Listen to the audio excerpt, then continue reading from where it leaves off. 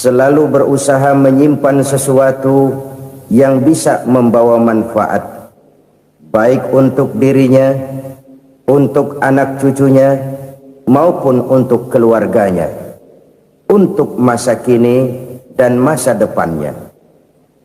Kadang simpanan itu berbentuk uang, kadang berupa tanah, lain saat berbentuk pabrik, dan lain sebagainya. Sementara masa depan yang paling pasti adalah akhirat. Jika untuk masa depan dunia kita rela memeras keringat, membanting tulang, pergi pagi dan pulang petang, menyimpan uang, menyimpan tanah, menyimpan pabrik, pernahkah kita merenung jika satu saat kiamat datang, kita dibangkitkan dari kubur masing-masing, berdiri di padang mahsyar untuk mempertanggungjawabkan seluruh kegiatan hidup kita di dunia ini, lalu kita akan menuju ke alam akhirat. Sudahkah kita mempunyai simpanan untuk akhirat kita? Pada pertemuan kali ini saya ingin menyampaikan sebuah hadis di mana Rasulullah sallallahu alaihi wasallam bersabda, arba'un min kanzil jannah. Simpanan sorga ada 4 macam. Yang pertama, ikhfa'us sadaqah, menyembunyikan sedekah. Saudara-saudara kaum muslimin, sebagaimana yang kita maklum bahwa Allah Subhanahu wa taala melebihkan sebagian rezeki dari kita terhadap yang lain. Ada yang kaya, ada yang setengah kaya, ada yang miskin, ada yang setengah miskin, dan selanjutnya. Ada yang gajinya kecil tapi penghasilannya gede. Ada yang penghasilannya gede tapi nggak punya gaji. Ada juga yang memang gajinya gede dan penghasilannya gede.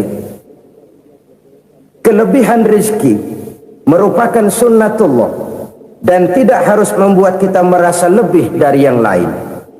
Bahkan sebaliknya, kelebihan itu harus membuat kita ringan tangan untuk menolong mereka yang memang memerlukan pertolongan. Kalau saudara diberikan ilmu, maka pertanyaan akhirat cuma satu: ilmumu kau amalkan untuk apa? Kalau saudara diberikan umur yang panjang, pengadilan akhirat juga bertanya satu: umurmu kau habiskan di mana?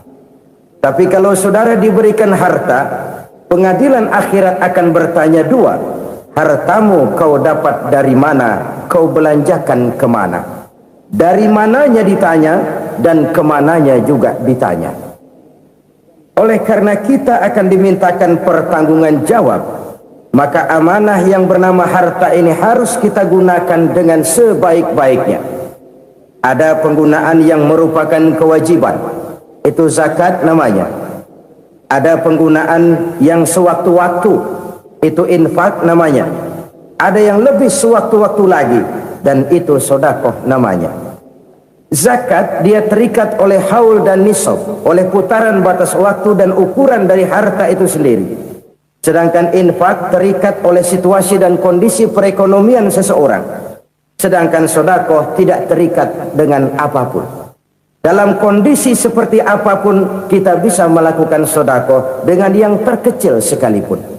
Sampai-sampai Rasulullah sallallahu alaihi wasallam mengajarkan, la tahqiranna minal ma'rufi syai'an walau an talqa akhaka biwajhin talik. Atau ada hadis, tabassumuka fi wajhi akhika laka sadaqah. Senyumanmu kepada temanmu adalah sedekah. Jadi untuk melakukan sedekah tidak harus dalam berbentuk uang.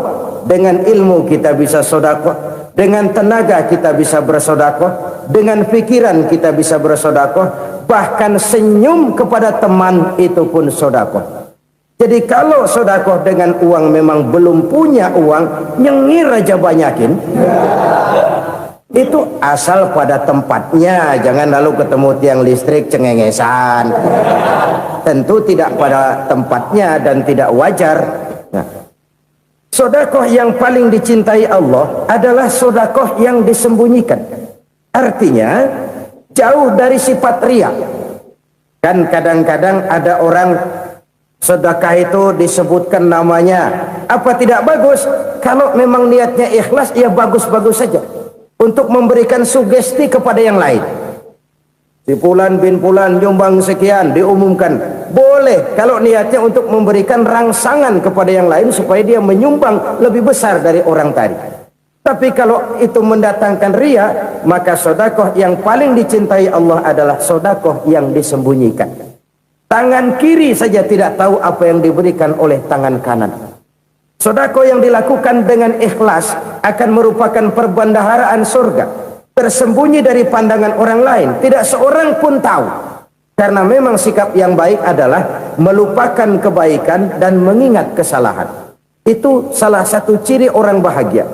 Orang yang selalu mengingat kesalahannya dan berusaha melupakan segala kebaikannya. Kalau dia akan ada kebaikan, dia tidak bisa ikut, dia merasa rugi karena dia merasa belum pernah berbuat baik. Tapi kalau akan melakukan kesalahan baru, dia ingat kesalahan yang sudah-sudah, sehingga terhalang baginya untuk melakukan satu kesalahan baru. Demikianlah saudara-saudara, bahwa Allah melebihkan rizki sebagian kita dari yang lain, agar terjadi tolong-menolong dalam kehidupan ini. Jadi kesenjangan yang nature, kesenjangan yang alami, itu sunnatullah. Ada yang kaya, ada yang miskin, ada yang kelas menengah. Nah, kenapa lalu sekarang kita berusaha mengentaskan kemiskinan? Oleh karena adanya kesenjangan struktural. Kalau yang kaya bisa semakin kaya, kenapa yang miskin tidak bisa naik jadi ikut sedikit kaya?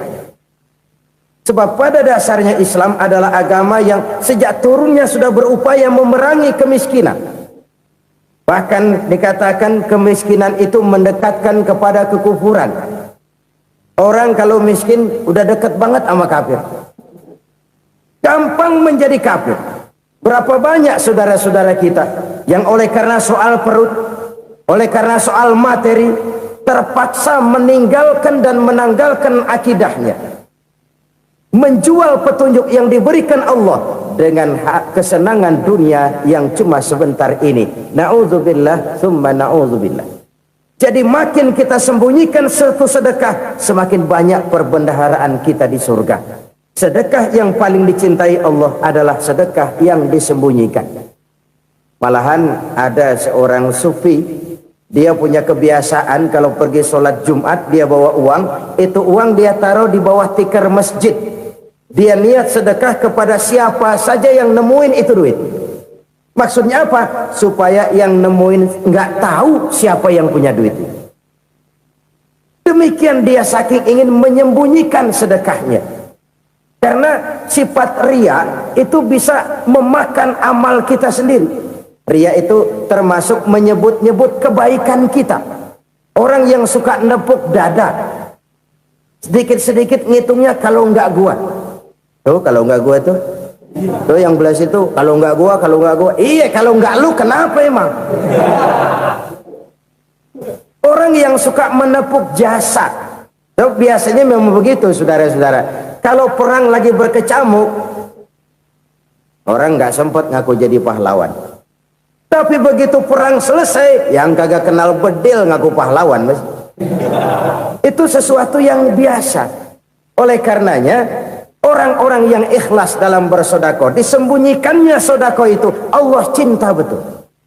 Malahan ada hadis memberikan jaminan, inna sedaqatal mar'il muslimi tazidu fil umri wa tadfa'u mitatas su'i. Sesungguhnya sedekahnya seorang mukmin tazidu fil umri, bisa menambah umur panjang, wa tadfa'u mitatas su'i, dan menyelamatkan manusia dari mati secara su'ul khatimah. Jadi siapa yang kepengen panjang umur, banyaklah sedekah. Yang bosan hidup, pelit terus. Sedekah menambah panjang umur dan menyelamatkan manusia dari mati secara su'ul khatimah. Pak, katanya umur itu nggak bisa ditambah, nggak bisa dikurangin. Kapan? Kalau ajal sudah datang.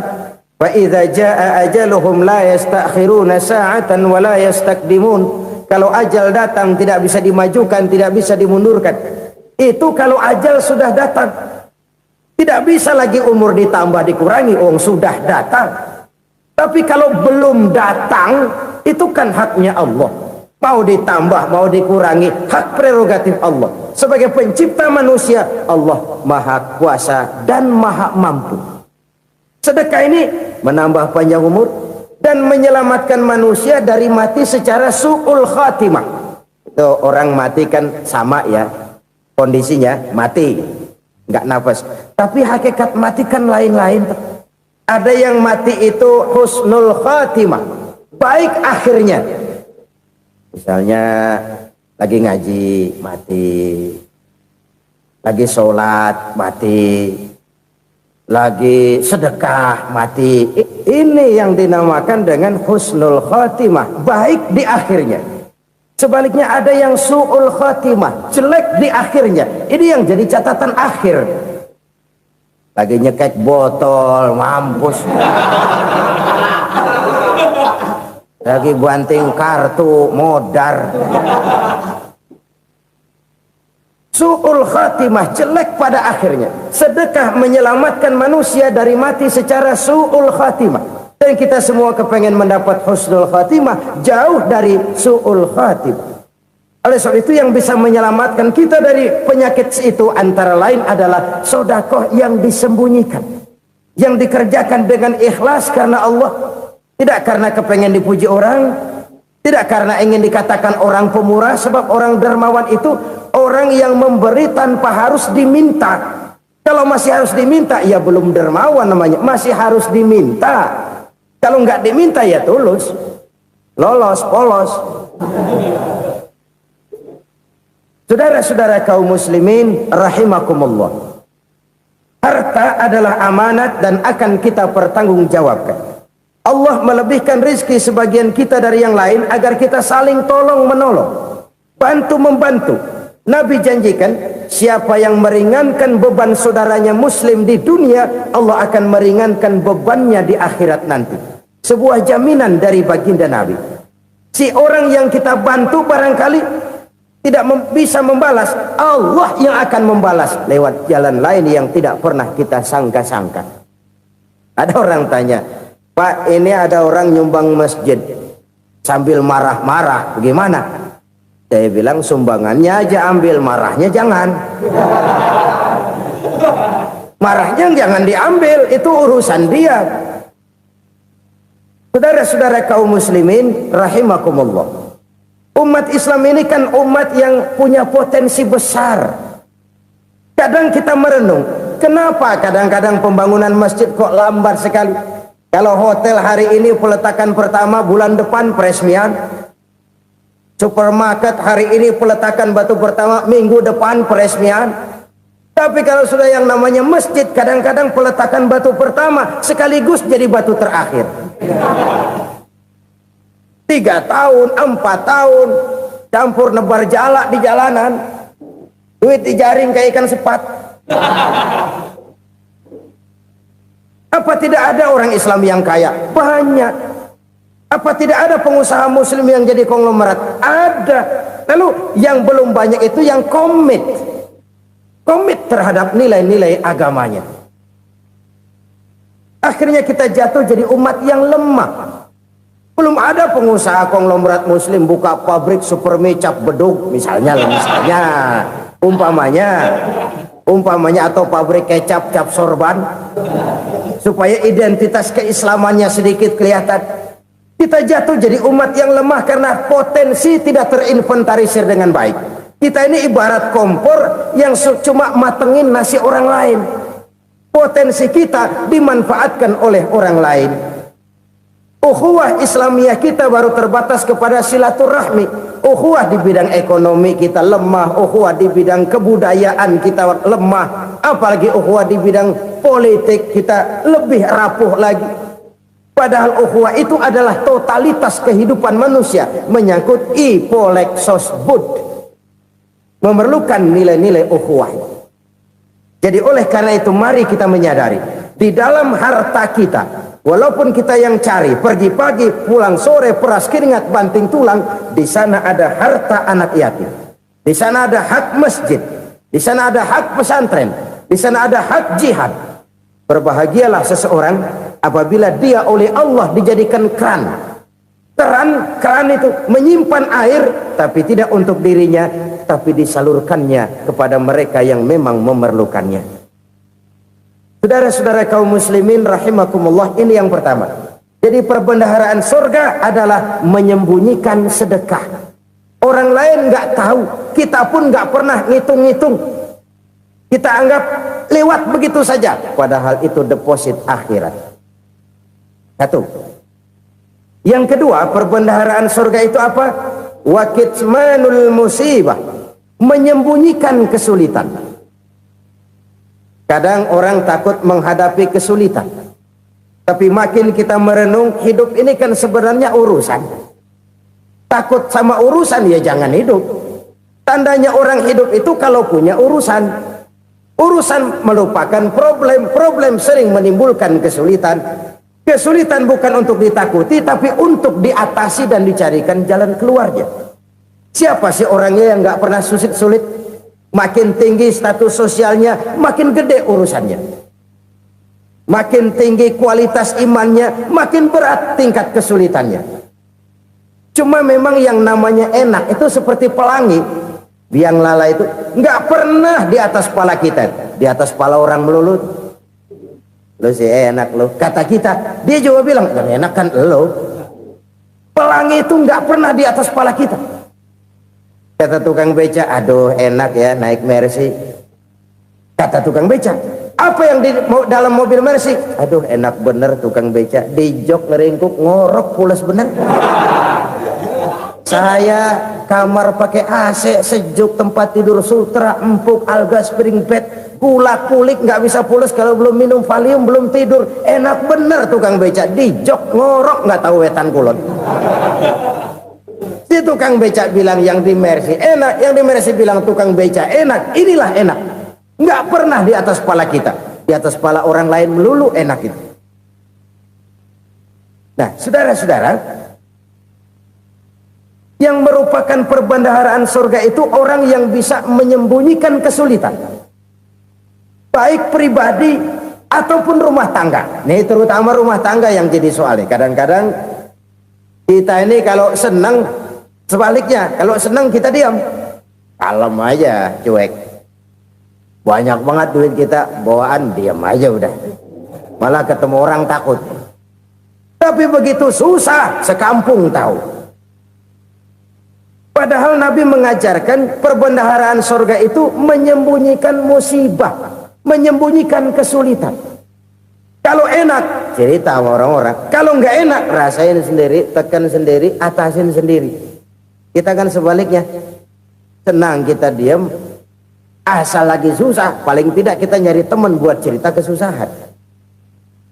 Siapa orangnya yang nggak pernah susah? Cuma soalnya bagaimana kita mengatasi kesusahan itu sendiri. Begitu juga misalnya kalau orang sudah berumah tangga, itu orang tuanya harus menjadi tempat dia cerita yang enak-enak saja. Yang nggak enak rasain berdua, selesaikan berdua, atasin berdua. Jangan dibalik. Asal senang diam, giliran susah aja. Maknya laporan. Terbalik. Bisa menjaga security informasi. Maka nama bayam keluar diem, malah seluitan. Enak amat lo makan daging ayam. Security informasi. Saudara-saudara kaum muslimin rahimakumullah, ujian yang terberat itu yang pernah diberikan kepada para nabi, para rasul, para aulia, para ulama. Makin tinggi keimanan, makin berat bentuk kesulitan. Ayo saya kemukakan satu contoh saja. Ada seorang nabi yang kaya, nabi kaya, namanya Nabi Ayub. Iblis kalau orang begini kan keki, ibadahnya rajin, kaya. Nah, yang kayak begini susah digodain. Kalau ibadahnya rajin, miskin, kali bisa disogok. Sini imannya mantap, ibadahnya rajin, kaya, nabi lagi. Oh, tapi namanya iblis, nggak kurang akal. Laporan, Tuhan, kenapa Les? Ya ini bahasa saya, bahasa Qurannya sih nggak gitu. Itu hambamu yang namanya Ayub, dia rajin ibadah cuma karena dikasih kaya aja. Coba kasih miskin dia, berhenti dia sembahyang. Ah, kamu bisa aja. Saya tahu Ayub itu hambaku yang ikhlas. Saya buktiin Tuhan, silahkan. Dibuktiinlah, iblis turun ke alam ini. Yang mula-mula dia lakukan, dia rusak sawah ladang Nabi Ayub. Dia binasakan binatang ternak Nabi Ayub. Sehingga dalam waktu singkat, jatuhlah Nabi Ayub dari orang paling kaya jadi orang paling miskin. Beliau masih ibadah di mihrab dalam masjid. Datang iblis. Saudara Ayub, ya, lagi ngapain? Ibadah. Nyembah Allah, nyembah Allah. Oh, percuma. Kenapa? Tuhan yang ente sembah nih, dia udah bikin miskin ente. Sawah ladang ente hancur lebur, binatang ternak binasa. Sekarang ente jadi orang paling miskin. Ngapain nyembah Tuhan kayak begitu? Tekor. Udah berhenti dah ibadah, berhenti ibadah. Ini iblis sama Tuhan laporannya lain, yang dikerjakan kepada Nabi Ayub juga lain. Benar begitu iblis, kata Nabi Ayub. Iya. Sawah ladang saya habis, buras. Binatang ternak saya binasa, binasa. Saya miskin, bangpak. Apa jawab Nabi Ayub? Bukan innalillahi, ini hebat. Alhamdulillahillazi a'tani wa akhza minni. Segala puji bagi Allah yang telah memberikan harta kepada saya dan sekarang mengambilnya lagi. Alhamdulillah. Allah yang ngasih, Allah yang ambil. Itu mah urusan Allah. Iblis cuman ibadah jalan terus, sujud lagi Nabi Ayub. Iblis seleher gondok banget. Dasar Nabi nggak mempan dia apa-apain. Miskin malah alhamdulillah. Allah yang ngasih, Allah yang ambil. Jadi kalau kita tidak komit, kita tidak terikat kepada kaya, miskin, senang, susah, apa yang bisa bikin kita susah? Jadikan kekayaan, kemiskinan, jadikan senang susah sebagai anak buah yang bisa kita atur. Jangan kekayaan ngatur kita, jangan kemiskinan ngatur kita. Kita yang harus mengatur mereka. Senang susah, kaya, miskin, bahagia, sengsara, jadikan itu anak buah yang bisa kita atur. Kalau sekarang kita kaya, lain saat boleh jadi kita miskin, semiskin-miskinnya. Allah yang ngasih, Allah yang ambil. Tenaga mana yang bisa menghalangi? Ibadah jalan terus. Iblis makin gondok. Dasar Nabi loh. Akhirnya apa? Nabi Ayub dikerjain, diberikan penyakit. Demikian fatal penyakitnya. Bayangin, udah miskin sakit. Masya Allah. Miskin sakit. Sakitnya nggak lama, kira-kira 16 tahun. Istrinya 3, 2 mental minta ceraiin. Ngerawatin laki bengek begini. Senang belum tentu, susah udah pasti nih. Cerai aja, cerai dah. Cerai. Tinggal satu Siti Rahmah yang setia menemani beliau. Sesetia-setianya hati perempuan. Satu saat Siti Rahmah bilang, "Bang, iya, abang kan Nabi bang. Lalu namanya Nabi kan doanya jarang meleset bang. Maksud kamu minta kenapa sih sama Tuhan biar abang sembuh baik dah bang?" Siti Rahmah, iya.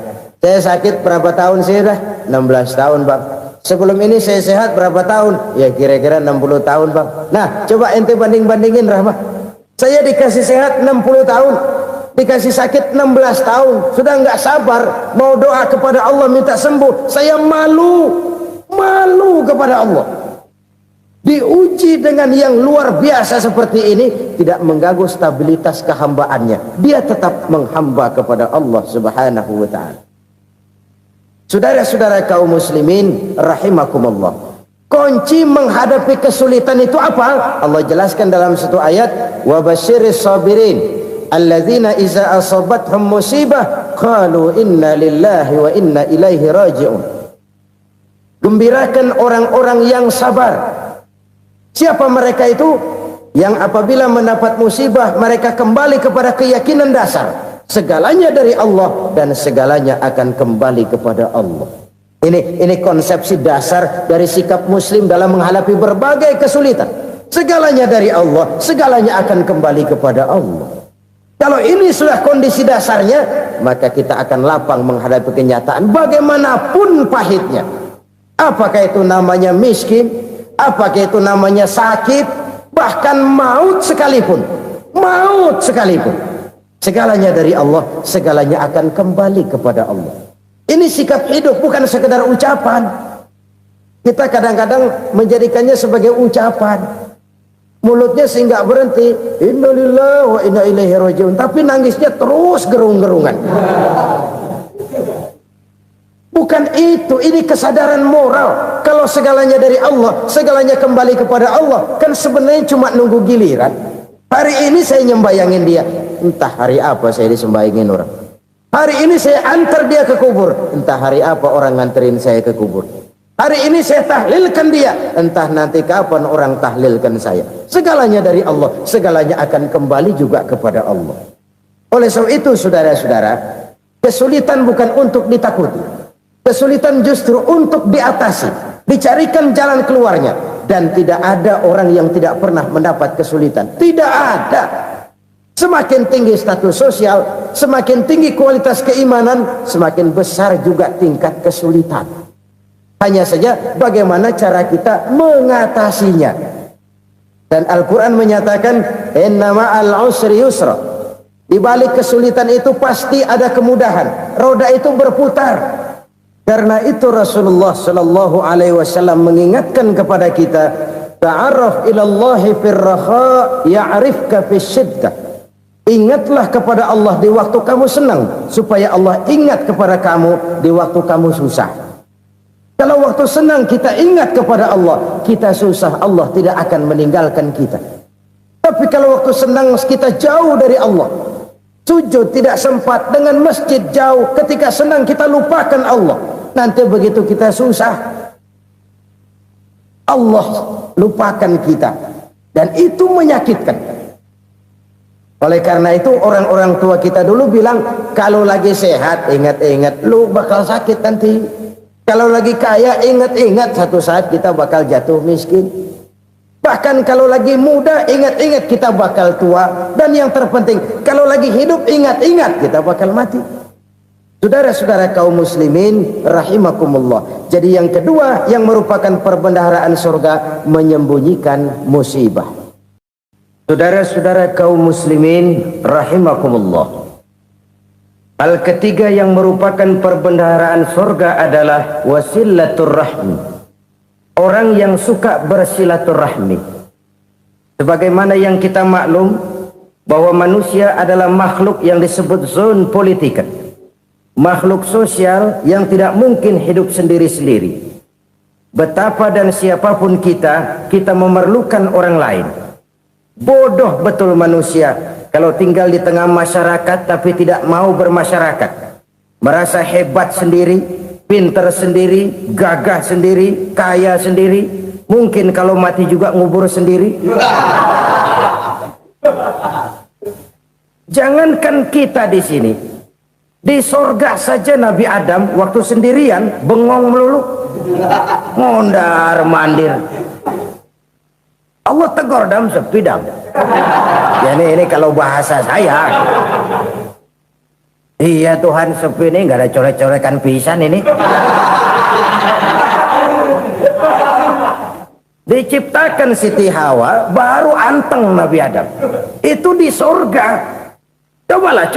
Umpamanya saudara tinggal di Jakarta nih. Kayak bener. Apaan aja di Jakarta punya saudara dah. Jembatan Semanggi ambil. Monas buntel bawa pulang. Hotel-hotel ambil semua. Cuman tinggal di Jakarta sendirian, apa enaknya? Betapa dan siapapun kita perlu orang lain.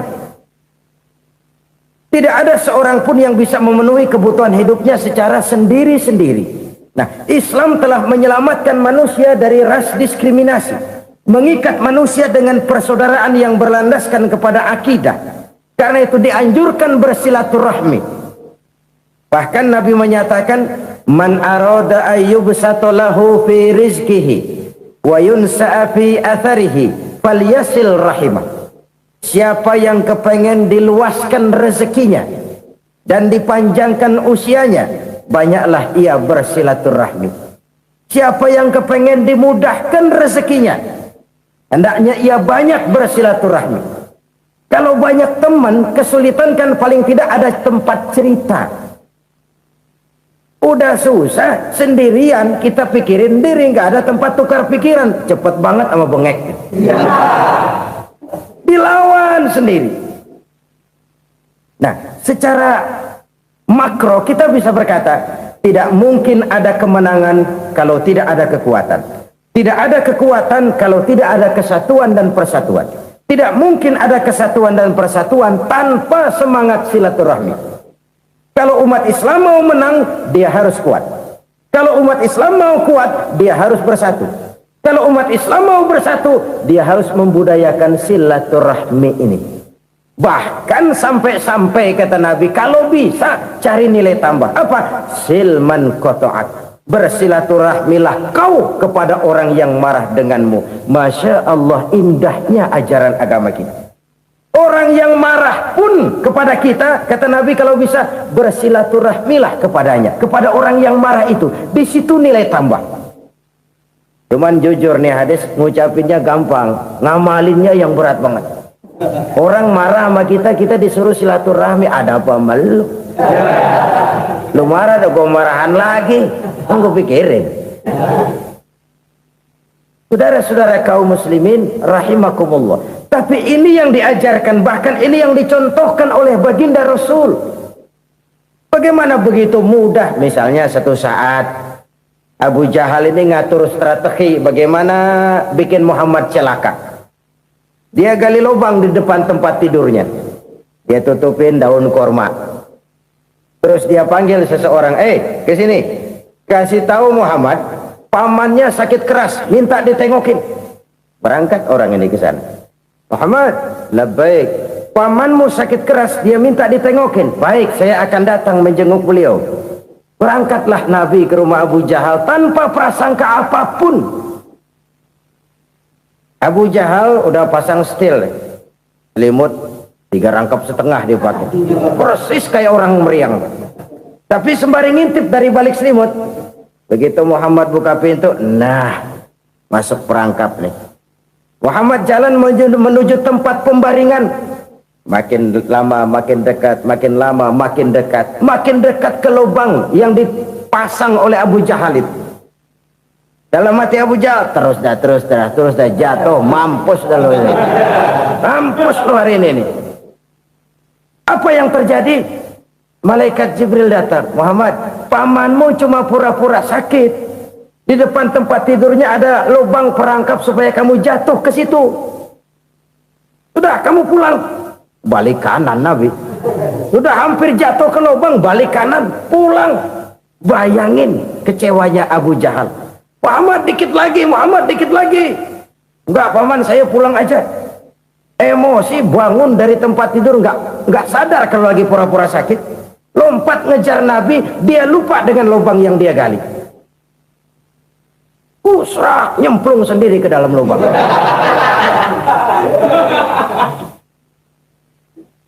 Nabi terus berlalu. Ini terjadi keanehan. Jatuh ke lubang yang dia gali itu sebenarnya nggak terlalu dalam ya, antara 3-4 meteran lah. Tolong saya jatuh ke lubang ini. Datanglah pelayan-pelayannya itu. Angkat saya dari sini. Oh, yang ngulurin tambang. Satu gulung, belum juga nyampe itu tambah. Kurang, beli lagi ke warung. Sambung, ulur lagi, nggak juga bisa sampai. Wah, ini kerjaan Muhammad ini. Tolong, siapa salah seorang kamu ke rumah Muhammad, kasih tahu encangnya kecebur. Minta ditolongin. Sampaikan kepada Rasul.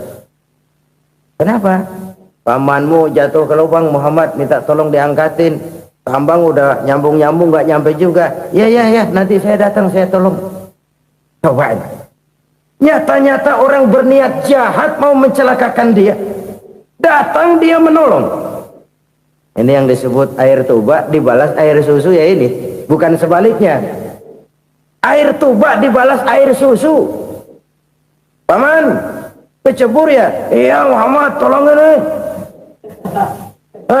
Pegang tangan saya. Nabi ulurkan tangannya, nyampe. Dipegang oleh Abu Jahal, diangkat ke atas. Sampai atas, apa kata Abu Jahal? Sihirmu memang hebat Muhammad. Udah ditolongin dikata sihir. Yang enak kita kemplang kan itu orang begitu. Urusan apa? Tapi inilah akhlak. Kalau bisa kamu bersilaturahmilah dengan orang yang marah kepadamu sekalipun. Orang marah kita tetap baik. So, kalau kita berbuat baik sama orang yang memang baik, rasanya sih biasa-biasa aja. Orang baik kita baik lagi, ya draw aja, belum ada nilai tambah di situ. Baru ada nilai tambah kalau kita bisa berbuat baik kepada orang yang nyakitin kita. Itu namanya kita setingkat di atas dia. Dia sakitin kita, kita berbuat baik sama dia. Dia pelit sama kita, kita baik sama dia. Dia marahin kita, kita deketin dia. Di situ kita punya nilai tambah. Jadi siapa yang ingin diluaskan rezekinya, kata Nabi, dan dipanjangkan umurnya, hendaklah ia banyak-banyak bersilaturahmi. Sederhana sebenarnya silaturahmi. Tapi silaturahmi membangkitkan semangat kesatuan dan persatuan. Kesatuan dan persatuan melahirkan kekuatan. Dalam matematika, 1 ditambah 1 pasti 2. Tapi di tengah masyarakat, 1 orang takut ditambah 1 orang takut, hasilnya jadi 2 orang setengah berani. Kenapa setengah berani? Karena udah berdua. Tadi pan takut sendirian. Kalau dia kumpul turu-turu takutlah jadi berani. Kita yang lemah, kita yang tidak berdaya, kita yang miskin, kalau mau kompak bersatu, apa yang nggak bisa kita kerjain? Apalagi tinggal di kota besar, pilihan cuma 2, bertahan atau minggir. Bertahan atau minggir. Untuk bisa bertahan harus mampu bersaing. Untuk mampu bersaing harus punya keahlian. Keahlian harus ditunjang dengan pendidikan, ditambah oleh kekompakan sebagai umat. Udah miskin mencar mulu, orang injek gitu. Orang nggak pandang urusan apa yang malu. Oleh karena itu silaturahmi pada hakikatnya merupakan roh dari ukhuwah yang diajarkan oleh agama kita. Bagaimana Islam menyelamatkan masyarakat manusia dari ras diskriminasi, mengikat manusia, dan tidak ada persaudaraan yang lebih indah selain persaudaraan yang diikat dengan nilai-nilai akidah. Sepanjang orang di jalan Allah, itulah saudara kita. Keluar dia dari jalan Allah, selesailah persaudaraan sampai di situ. Karena itu, kalau ingin menyimpan sesuatu di surga, banyaklah bersilaturahmi. Datang ke rumah ini, datang ke rumah itu, dan lain sebagainya. Itu simpanan kita di akhirat nanti. Ini yang ketiga. Saudara-saudara, yang keempat, perbendaharaan surga itu apa? Wa qawlu la hawla wa la quwwata illa billah. Ucapan la haula wa la quwwata illa billah. Ibadah kan ada yang berat, modalnya besar. Bangun masjid berat, modalnya besar. Bangun rumah sakit berat, modalnya besar. Ada ibadah yang berat tapi modalnya ringan. Misalnya puasa. Puasa itu berat, mengendalikan nafsu. Kalau sekedar nggak makan nggak minum sih enteng, mengendalikan nafsu itu jihad terbesar. Tapi kan modalnya ringan, cuma niat saja. Ini ibadah berat, modalnya ringan. Ada ibadah yang ringan, modalnya juga enteng. Seperti termasuk ucapan la haula wa la quwwata illa billah. Tanpa sadar, la haula wa la quwwata illa billah, nyelengin tuh di surga. Nyelengin, kita nggak terasa, nyelengin simpenan akhirat. La haula wa la quwwata illa billah, nyimpan lagi. Kaget, la haula wa la quwwata illa billah, nyimpan lagi. Banyak simpenan. Walaupun sebenarnya yang dimaksud di sini adalah kesadaran batin bahwa tidak ada daya dan kekuatan kecuali Allah. Itu intinya. Kita memulai pekerjaan disunahkan baca bismillah, kan begitu. Apa itu? Kesadaran moral bahwa ini saya bisa kerjakan, saya kerjakan ini dengan menyebut nama Allah. Kenapa? Kalau Allah tidak memberikan daya dan kekuatan, mana mampu saya kerjakan ini. Maka saya kerjakan ini dengan menyebut nama Allah. Bismillah. Kesadaran moral. Manusia hanya wajib berusaha, tapi nggak pernah wajib berhasil. Banyak hal-hal yang kalau kita renungkan secara rasio nggak mungkin, tapi jadi kenyataan. La haula wala quwata illa billah. Tidak ada daya dan kekuatan kecuali bagi Allah semata-mata. Kesadaran moral akan kelemahan dan keterbatasan makhluk bernama manusia. Kadang kita kagum dengan otak, tapi kita sering lupa sama yang bikin otak. Padahal bagaimanapun hebatnya otak, yang bikin otak pasti lebih hebat dari otak. Nggak percaya, silahkan otak-otakan. Inilah kecenderungan. Kita kagum dengan pesawat-pesawat mutakhir, bukan main, besi gede banget terbang itu. Alangkah hebatnya. Lalu apa yang bikin otak tidak lebih hebat dari itu semua? Kita puji laut, apa yang bikin laut tidak lebih hebat dari laut itu? La haula wala quwata illa billah. Tidak ada daya dan kekuatan kecuali Allah. Apa yang bisa kita lakukan kalau tidak karena daya dan kemampuan yang diberikan oleh Allah kepada kita? Lahirlah sikap tawadu, rendah hati, tidak melonjak menjadi angkuh dan sombong, sadar akan kelemahan dan keterbatasan diri sebagai makhluk yang diciptakan oleh Allah Subhanahu wa taala. Jadi satu sisi ini ucapan yang berpahala, la haula, jadi wiridan. Pada sisi lain ini kesadaran moral, sikap mental, kesadaran batin bahwa yang punya daya dan kekuatan itu cuma Allah. Kita nggak pantas untuk sombong, sebab sombong itu pakaiannya Allah. Kita nggak sedang pakai pakaian Allah, kegedean. Dan makin kita renungi, makin terbentur. Apa sih yang bisa kita sombongin? Kita mau sombong apa? Kaya, pintar, itu kan semua relatif. Di atas langit masih ada langit lagi. Jadi oleh karenanya, marilah kita menyadari, manusia hanya wajib berusaha, tapi tidak pernah wajib berhasil. Yang berusaha saja tidak wajib berhasil, apalagi yang tidak berusaha. Islam bukan agama orang pemalas yang selesai sholat lalu endelohom, enggelenggem ayem-ayem. Tapi Islam bukan agama orang sombong yang setelah berusaha lalu tidak memerlukan Allah. Kita bisa saja bikin proyeksi, tahun sekian kita bakal panen besar menurut perhitungan otak. Tapi ada kejadian lain. Apa? Tikus ngambek. Habis itu dimakanin tikus, panen gagal. Proyeksi rasional gagal oleh tikus-tikus yang ngambek itu. Bisa saja terjadi. Tahun depan kita panen besar. Urung. Kenapa? Musim panas panjang. Dan sekarang ini koran-koran bikin berita musim mengalami penyelewengan. Bukan cuma manusia yang nyeleweng sekarang. Musim pakai nyeleweng. Mestinya kan musim hujan udah selesai, masih hujan-hujan juga. Musim. Nah sekarang kita boleh bikin proyeksi, kita bakal panen besar. Tahu-tahu musim panas panjang, sawah retak, air kering. Cari teknokrat yang paling botak, suruh pendekin tuh musim panas. La haula wala quwata illa billah. Inilah kesadaran moral. Saudara, saya teringat satu saat ada seorang konglomerat. Umurnya ya kira-kira 70-an. Satu saat dia ditanya oleh wartawan, "Pak, umur Bapak berapa sih?" "Ya paling 10 tahun." 10 tahun? 10 tahun? Anak Bapak berapa orang? Satu saja? Satu. Harta Bapak berapa? Ya paling-paling bangsa 7 juta kali. 7 juta? Iya. Pak, kenapa Bapak bohongi saya? Bapak punya buku biografi. Koran-koran, majalah-majalah banyak memuat cerita riwayat hidup Bapak. Saya tahu umur Bapak 70. Kenapa bilang cuma 7 tahun?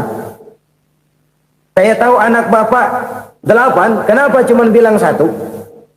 Saya tahu harta bapak miliaran, mungkin triliunan, pabrik di mana-mana, bank di mana-mana. Kenapa bilang uang bapak cuma 7 juta? Nah, kata si konglomerat tadi, kamu benar nak, kamu benar. Umur saya kalau jumlahnya memang 70 nak. Cuman ingat-ingat saya, baru 7 tahun terakhir ini saya sujud. Baru 7 tahun terakhir ini saya berusaha dekat dengan Allah. Saya laksanakan perintahnya, saya jauhi larangannya. 7 tahun inilah rasanya yang ada nilainya di hadapan Allah. Yang 63 tahun matong, kelabu, kelem umur gue. Habis untuk maksiat, untuk munkarat. Maka ketika ditanya tadi, umur saya 7 tahun itu. Oh begitu Pak. Oh iya. Lalu anak Pak, anak bapak kan 8. Kenapa bilang cuma 1? Nah, kalau jumlah hitungannya memang anak saya 8. Tapi dari 8 orang ini rasanya cuma 1 nih yang bakal jadi buah hati, belahan jantung, pelanjut cerita, penerus sejarah, bakal jadi anak soleh yang akan mendoakan saya.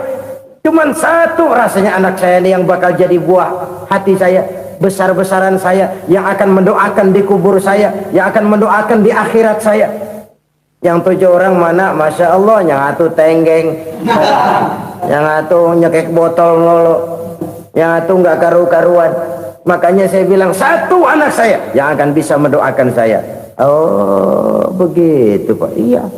Nah, harta Pak, harta bapak kan triliunan, pabrik bapak di mana-mana, uang bapak hampir di tiap bank-bank besar. Kenapa bilang cuma 7 juta? Betul kau nak. Harta saya kalau jumlahnya memang miliaran, triliunan mungkin. Tapi yang saya ingat baru 7 juta tuh yang saya belanjakan di jalan Allah. Saya nyumbang masjid, saya santuni yatim piatu, saya bantu pembangunan pesantren, saya bantu pembangunan rumah sakit Islam. Itu yang akan saya bawa pulang ke akhirat, yang 7 juta itu. Yang triliunan itu nanti akan diperebutkan oleh anak-anak saya sebagai waris saya. Jadi harta saya 7 juta itu yang bakal nemenin saya di akhirat, yang akan saya bawa pulang jadi teman saya. Saudara-saudara kaum muslimin, jangan-jangan orang tua itu adalah kita-kita ini. Jangan-jangan kita-kita ini adalah orang tua itu. Jangan-jangan itu potret dari diri kita masing-masing. Dari sekian umur yang diberikan Allah, berapa tahun yang ada nilainya di hadapan Allah? Dari sekian anak-anak yang merupakan amanah, berapa yang akan mendoakan kita sebagai orang tuanya menjadi anak soleh? Dari sekian banyak harta yang diberikan Allah, berapa yang akan kita bawa pulang menghadapnya nanti, yang kita belanjakan di jalan Allah? Ini sebuah potret kehidupan. Karena itu kita kembali kepada la haula wa la quwwata illa billah. Kita wajib berusaha, kita wajib berikhtiar. Selebihnya segala daya dan kekuatan hanya milik Allah saja semata-mata. Satu kesadaran batin dari setiap pribadi muslim. Setelah ia berusaha dan berikhtiar, ia menyerahkannya kepada Allah Subhanahu wa ta'ala. Jadi satu sisi ini merupakan wiridan ucapan yang mengandung pahala, pada sisi lain ini merupakan sikap batin dari seorang muslim di dalam ia menghadapi realitas kehidupan ini. Saudara-saudara kaum muslimin rahimakumullah, kalau ini kita jadikan satu basis kehidupan, maka ini akan menyelamatkan manusia dari kemungkinan tergelincir menjadi orang yang lupa diri dan lupa darat. Sebab itu Imamul Ghazali berpesan, jadidis safinah fa innal bahra amiq wa khuziz zad fa inna safara ba'id wa khaffifil hamla fa innal hamla sadid. Perbarui selalu kapalmu karena lautan sangat dalam. Bawa bekal yang banyak karena perjalanan ini sangat jauh. Ringankan beban karena kebanyakan beban akan menyakitkan. Alangkah indah kalimat ini, alangkah dalam makna yang terkandung di sana. Perbarui selalu kapalmu karena lautan sangat dalam. Apa artinya ini? Jaga mentalmu baik-baik. Pelihara imanmu baik-baik karena hidup penuh cobaan seperti lautan. Kita kalau berlayar di lautan kan kadang-kadang tenang, angin bertiup sepoi-sepoi basah. Jika malam datang, bintang gemintang bertabur menghias cakrawala. Rembulan memantulkan sinarnya dengan indah. Dalam keadaan begitu berlayar enak. Tapi lain saat ombak menggunung, halilintar menyambar, angin topan bertiup. Berapa banyak sudah saudara-saudara kita yang tenggelam di lautan dunia tanpa sadar bahwa dia belum sampai kepada pantai yang akan dituju. Berapa banyak sudah saudara-saudara kita yang tenggelam di lautan dunia ini tanpa sempat bangkit lagi. Dia menyangka sudah sampai kepada tujuannya. Hati-hati kapal jangan sampai bocor karena lautan sangat dalam. Iman ini jaga baik-baik karena hidup penuh dengan ujian. Wa khuzizat fa inna safara ba'id. Bawa bekal yang banyak karena perjalanan sangat jauh. Saudara mau ke Bandung, bawa duit. Saudara mau ke Surabaya, banyakan lagi duitnya. Saudara mau ke Mekah, gepokan, iketan tuh duit, nggak lembaran lagi. Makin jauh perjalanan, makin banyak bekal yang harus kita bawa. Kalau saudara dari Jakarta mau ke Surabaya, kagak bawa duit berangkat juga, itu sih bukan berani namanya, nekat. Sampai Surabaya belum tentu, sengsara di jalan udah pasti. Kenapa? Nggak bawa bekal berangkat. Sama juga kita nih, misalnya belum sempat sembahyang, mati. Waduh, berani banget orang. Belum punya bekal, mati. Sengsara di jalan. Atau bekal tidak cukup. Dari Jakarta saudara mau ke Surabaya, bawa duit 500 perak. Paling jauh Cikampek nyampenya itu. Paling jauh itu. Antara jauhnya perjalanan dengan bekal yang saudara bawa tidak seimbang. Hidup ini perjalanan panjang. A walking tour. Dimulai dari alam arwah. Sebelum jasad diciptakan, roh diciptakan lebih dulu. Dari situ pindah ke alam rahim. Dari alam rahim pindah ke alam dunia. Dari alam dunia pindah ke alam barzah. Baru menuju akhirat. Satu perjalanan panjang. Kalau bekal tidak bawa, sengsara di jalan. Bawa bekal yang banyak karena perjalanan ini sangat jauh. Wa khaffifil hamla, ringankan beban karena beban itu cuma akan menyulitkan. Kalau bekal itu sih keperluan, tapi beban nggak kita perluin, coba ngeberat-beratin. Apa ini beban? Dosa. Kecurangan, kebatilan, kezoliman, ketidakadilan, kesewenang-wenangan. Itu akan jadi beban kita di akhirat. Alangkah celakanya, perjalanan panjang, bekal tidak bawa, beban kelewat banyak, alamat sengsara di jalan. Pahala tidak ada, dosa berlipat ganda. Na'udzubillah, summa na'udzubillah. Kalau kita rangkum nasihat Al-Ghazali dengan kisah si konglomerat tadi, kita akan mengambil kesimpulan. Pertama, bekal terbaik dalam menghadapi gejolak kehidupan ini tidak lain adalah iman. Yang kedua, pahala dan dosa. Dua hal kontroversial. Pahala adalah bekal, dosa adalah beban. Tapi kita sekarang kan tidak begitu terangsang kepada yang abstrak. Orang berlomba mencari yang konkret-konkret saja. Yang real. Kalau memang dosa, benjol dong. Kira-kira begitu. Kira-kira begitu. Persis orang Yahudi dulu. Orang Yahudi itu kan pernah minta kepada Nabi Musa. Ya Musa, lan nu'mina laka hatta narallaha jahrah. Musa, kami nggak bakal mau beriman kepada Allah kalau belum kami lihat Allah ada nongkrong di depan kami. Kalau memang Tuhan ada, taruh dong di depan kami. Mau yang konkret-konkret saja. Kalau memang dosa, benjol dong. Kalau memang pahala, berasa dong. Orang terangsang kepada yang real, yang konkret-konkret saja. Karena itu, untuk mengejar dosa, orang mau bayar. Tapi untuk mengejar pahala, walaupun tidak bayar, orang segan. Ini yang dikatakan oleh Nabi, kamu mengharapkan ke surga, tapi kamu berat melaksanakan sesuatu yang bisa membawa kamu ke surga.